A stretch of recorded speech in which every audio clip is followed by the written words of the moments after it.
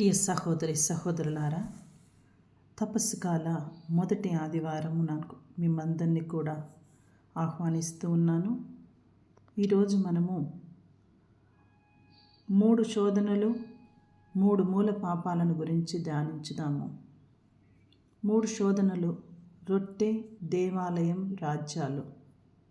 పాపాలు: శరీర కోరికలు, అహంకారము, లోకాశలు. మరి వీటి గురించి మనం కొంచెం ధ్యానించుదాము.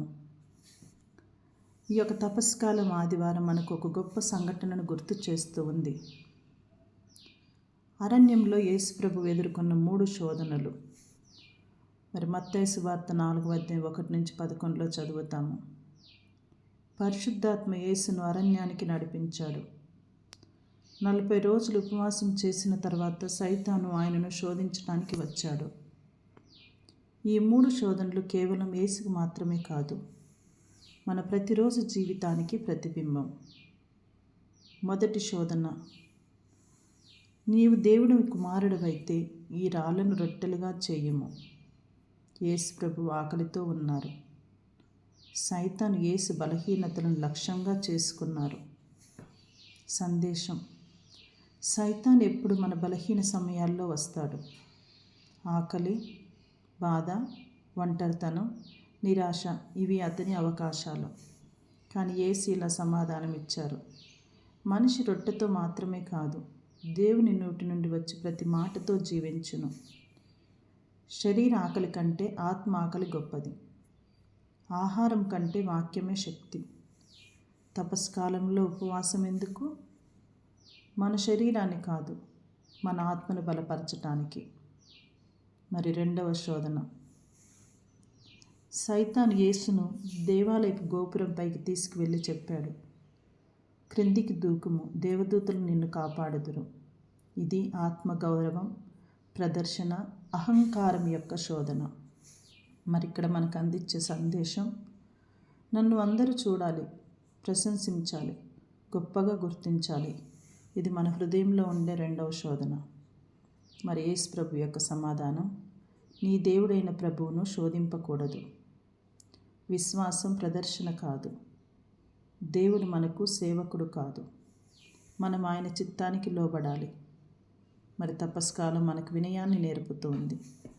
మూడవ శోధన: సైతాను యేసును ఎత్తైన పర్వతానికి తీసుకెళ్ళి ఇలా అన్నారు, నన్ను నమస్కరిస్తే ఈ సమస్త రాజ్యాలు నీకు ఇస్తాను అని. ఇది అధికారము, సంపద, లోక గౌరవం యొక్క శోధన. సందేశం: లోకం ఏం చెబుతూ ఉంది? సులభ మార్గం ఎంచుకో. కానీ దేవుడు ఏం చెబుతూ ఉన్నాడు? సులభ మార్గం నడువు. సాతానా, దూరంగా పో, నీ దేవుడైన ప్రభువుని ఆరాధించమని యేసు ప్రభువు గట్టిగా ఘోషించాడు. రాజ్యాల కన్నా దేవుని రాజ్యం గొప్పది. సౌఖ్యాల కన్నా సిలువ గొప్పది. మరి 3 శోధనలు మన జీవితంలో. యేసు శోధన మన జీవితంలో రూపం. రొట్టె శరీర కోరికలు, దేవాలయం అహంకారం, రాజ్యాలు లోక ఆశలు. యేసు వీటిని ఎలా జయించారు? వాక్యంతో. మరి తపస్కాలం అంటే అరణ్య యాత్ర. మన అరణ్యం మన గుండె, మన సైతాను మన బలహీనత, మన ఆయుధం దేవుని వాక్యం. యేసు అరణ్యంలో మరి సిలువపై కూడా, అరణ్యంలో యేసు ప్రభు జయించారు, సిలువపై కూడా జయించారు. కాబట్టి ఈరోజు మనం, నా మొదటి శోధన ఏమిటి? నా అహంకారం ఎక్కడ? నా లోకాసక్తి ఎక్కడ అని ఆలోచించుకుందాము. మరి యేసు ప్రభు 40 రోజులు ఉపవాసం చేసిన తర్వాత సైతాను వచ్చాడు. మన జీవితంలో కూడా పరీక్షలు ఎక్కువగా వస్తాయి. మనం అలసిపోయినప్పుడు, నిరాశలో ఉన్నప్పుడు, ఒంటరిగా ఉన్నప్పుడు. మరి ఆ సమయంలో మన జీవితంలోని ఈ యొక్క ఆకలితో ఉన్నటువంటి ప్రభువును శోధించినటువంటి సైతాను మనల్ని కూడా ఎలా శోధిస్తూ ఉంది? ధనం, గౌరవ ఆకలి, ధనం ఆకలి, సుఖాల ఆకలి, గుర్తింపు ఆకలి. మనకు అవసరమైన దానికంటే ఎక్కువ కావాలనిపిస్తుంది. ఇంకా కొంచెం సంపాదించాలి, ఇంకా కొంచెం సౌకర్యం, ఇంకా కొంచెం పేరు ప్రతిష్టలు. మరి సైతాన్ ఏం చెప్తూ ఉంది? నీ ముందు అవసరం తీర్చుకో, తర్వాత దేవుణ్ణి అడుగు అని. కానీ యేసు సమాధానం ఏం చెప్తున్నారు అక్కడ సైతానికి? మనిషి రొట్టెతో మాత్రమే కాదు, దేవుని వాక్యంతో జీవించును అని తెలియజేస్తూ ఉన్నారు. కావున మనందరం కూడా గ్రహించాల్సినటువంటి గొప్ప సందేశము, శరీర అవసరాలు ముఖ్యమే కానీ ఆత్మ అవసరం ఇంకా గొప్పది. ఉపవాసం అంటే కేవలం ఆహారం తగ్గించడం కాదు, మన కోరికలను కూడా నియంత్రించటము. మరి రెండవ శోధన అయినటువంటి అహంకారము మరియు ప్రదర్శన శోధన. సైతాను మరి యేసుప్రభుని దేవాలయం తీసుకెళ్ళి శోధించింది కదా.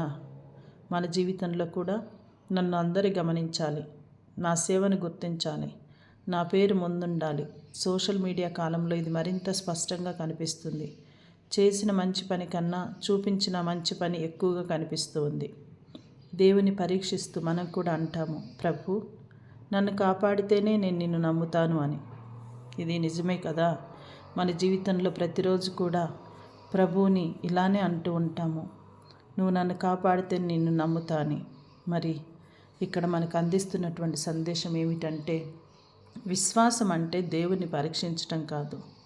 విశ్వాసం అంటే నిశ్శబ్దంగా నమ్మటం, వినయంతో సేవ చేయటం.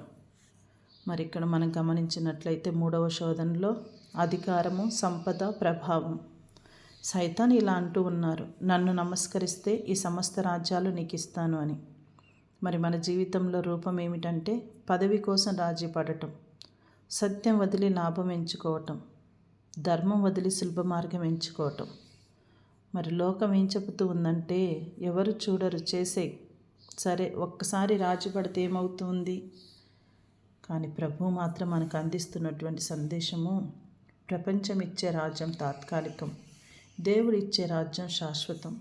కావున ఈరోజు 3 శోధనలు, 3 మూల పాపాలైనటువంటి శరీర కోరిక, అహంకారం, లోకాసక్తి, ఈ 3 ప్రతి మనిషిలో ఉన్నాయి. కాబట్టి వాటిని జయించడానికి మన శక్తి సరిపోదు. ప్రభు యొక్క శక్తి మనకి చాలా అవసరం. మరి దాన్ని ఎలా జయించాలి? వాక్యంతో, ప్రార్థనతో, విధేయతతో. మరి యొక్క ప్రార్థన అనేది మన జీవితంలో కార్యరూపంలో లేకపోతే అంతా కూడా వ్యర్థమే అవుతూ ఉంది. మరి మనం విధేయత అంటే చిన్న పెద్ద అన్నిటిలో కూడా గమనించుకొని విధేయతతో జీవించాలి.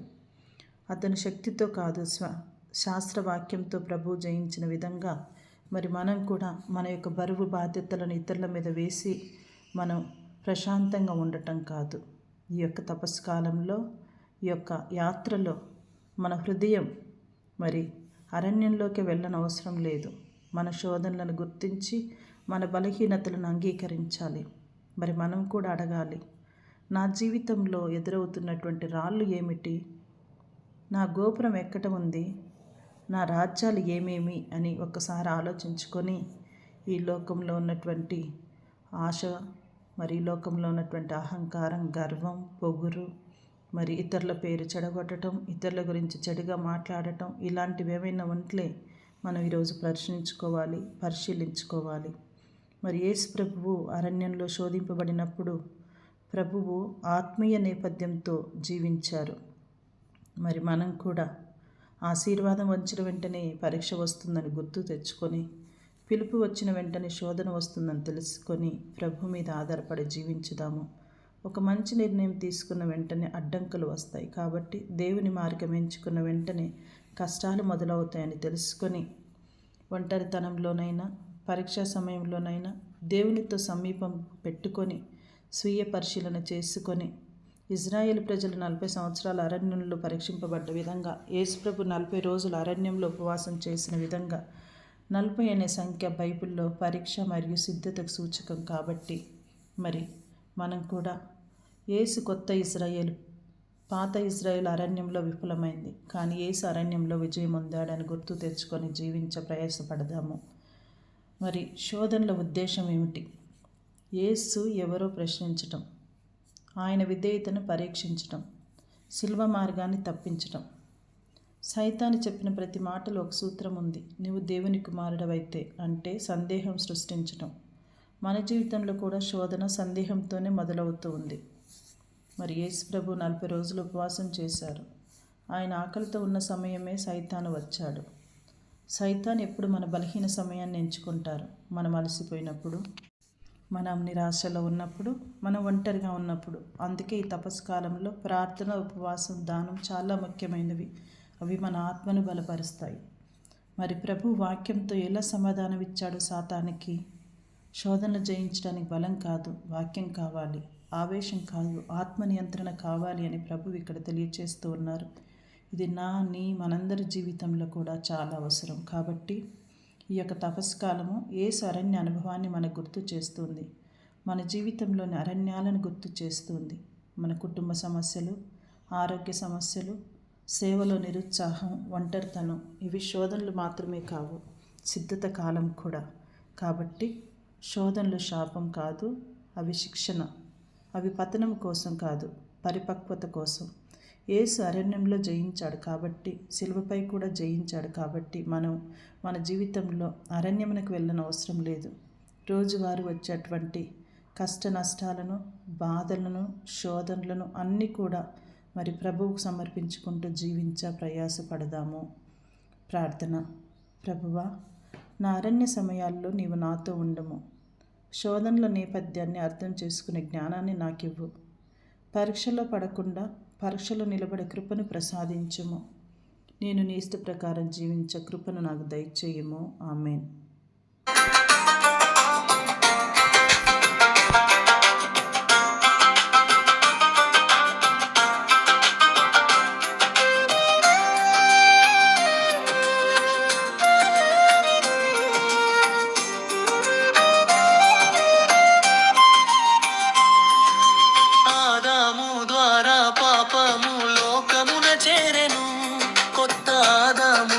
ద్వారా రక్షణ వెలిగెను.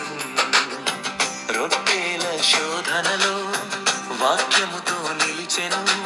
మనుషుడు బ్రెడ్తో కాదు, దేవుని వాక్యముతో జీవించును. ఆదాము లోకమునకు ఆకలిని తెచ్చెను.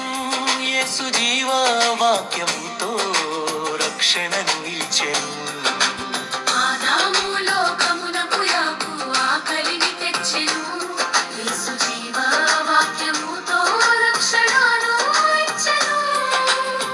అధికార శోధనలో సాతాను చూపెను. లోకముల మహిమను యేసు తిరస్కరించెను. ప్రభువైన దేవుని మాత్రమే ఆరాధించుము. ఆదాము లోకమునకు బంధమును తెచ్చెను. యేసు సత్యముతో స్వేచ్ఛను ప్రసాదించెను.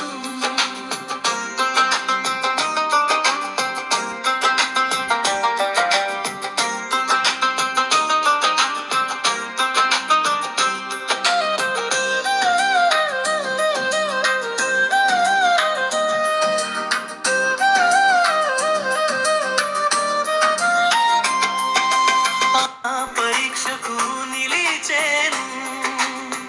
దేవుని పరీక్షింపక విశ్వాసంతో నిలిచెను. ఆదాము లోకమునకు అనుమానమును తెచ్చెను. యేసు విశ్వాసముతో రక్షణను ఇచ్చెను. 3 శోధనలలో యేసు విజయం సాధించెను. కొత్త ఆదాముగా లోకము మనకు రక్షణ ఇచ్చెను. పాపమును జయించి సిలువపై నిలిచెను. ప్రేమతో నిత్యము మనకు జీవమిచ్చును. ఆదాము లోకమునకు ఆకలిని తెచ్చెను. యేసు జీవ